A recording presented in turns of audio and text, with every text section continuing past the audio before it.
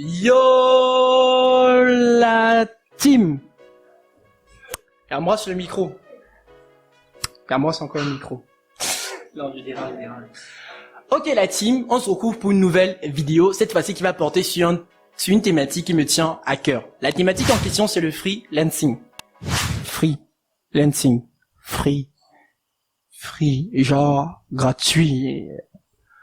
Bref, vous m'avez compris. On va voir qu'est-ce que c'est qu'un freelancer, comment devenir freelancer, les outils d'un freelancer. Et dans la prochaine vidéo, on verra ensemble en profondeur le sujet du freelancing. Commençons. Alors, qu'est-ce que le freelancing?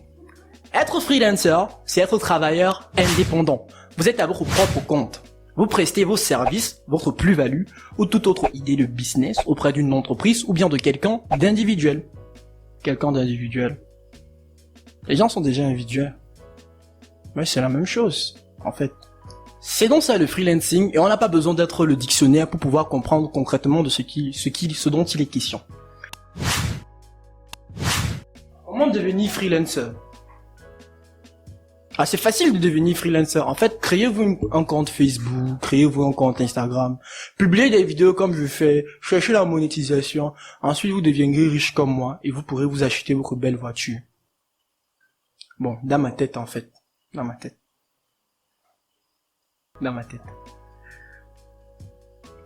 En fait, plus sérieusement, pour devenir freelancer, il faut savoir que selon moi, on distingue deux types de freelancing.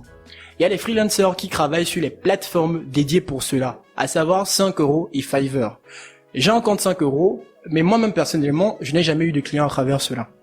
Passer le freelancing qui passe par les plateformes, il y a ce qui passe par les social media, c'est-à-dire les réseaux sociaux. Premièrement, vous devez identifier le réseau sur lequel votre niche pourra se situer. Tout simplement. Par exemple, je suis sur Facebook, donc la totalité de mon exemple sera située et positionnée dans Facebook.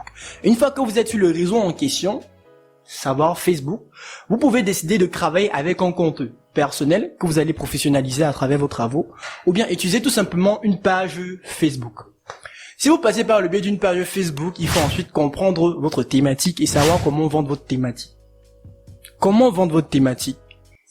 Acheter ma thématique, acheter mes visuels. Et en fait, je coûte même pas cher d'une certaine manière, donc vous pouvez venir très facilement acheter mes visuels. C'est que 10 000. Plus sérieusement, vous devez comprendre votre thématique, comprendre votre sujet. Vous pouvez procéder par l'observation. L'observation, c'est aller voir les concurrents, ce que la concurrence fait. Par concurrence, je veux dire ceux qui font le même domaine que vous, mais non pas votre même vision. Vous observez les techniques marketing de ceux-ci et vous essayez de comprendre le résultat qui est attendu après l'application de la dite technique marketing. Vous vous installez sur la page Facebook, mais vous n'oubliez pas que vous, en tant que freelancer, vous, en tant que prestataire de services libres, même si vous voulez travailler avec la personne que vous voulez, vous devez tout bonnement comprendre la personne à qui vous voulez vendre, qui n'est pas différent de vous. Les meilleurs vendeurs sur le web sont en fait ceux qui arrivent à ressentir de l'empathie envers leurs consommateurs. Par exemple, moi, je ressens de l'empathie avec vous, parce que je me rends compte que vous n'avez pas de vie, parce que vous êtes là en train de regarder cette vidéo, et vous continuez de regarder la vidéo pendant que je vous dis que vous n'avez pas de vie. Et vous continuez. Abonnez-vous. Abonnez-vous.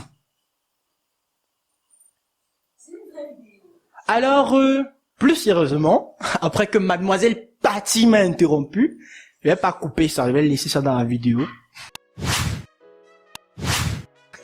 Vous devez comprendre votre persona. Comprendre son persona, c'est se mettre à la place de son client, savoir ce que le client veut. Lorsque vous avez compris ce que le client veut, vous pouvez proposer des prix, des plus-values ou quelque chose qui s'arrime vraiment à la demande du marché. Et en fait, comment on accède à la vente dans ce domaine-là, la vente de votre compétence ou bien de votre business en fait dans le freelancing, c'est en comprenant le mieux la personne à qui vous vendez. Certainement, vous aurez des attentes qui seront différentes de ce que le persona va vous proposer, mais des fois, il faut savoir se plier. Alors, c'était tout pour cette vidéo sur le freelancing qui me passionne. On a vu ensemble qu'est-ce que le freelancing, comment devenir freelancer, précisément sur les médias, et tu ne t'es pas encore abonné à la fin de la vidéo. Donc, abonne-toi et like. Et dans la prochaine vidéo, en fait, on va voir en profondeur ce que c'est que le freelancing.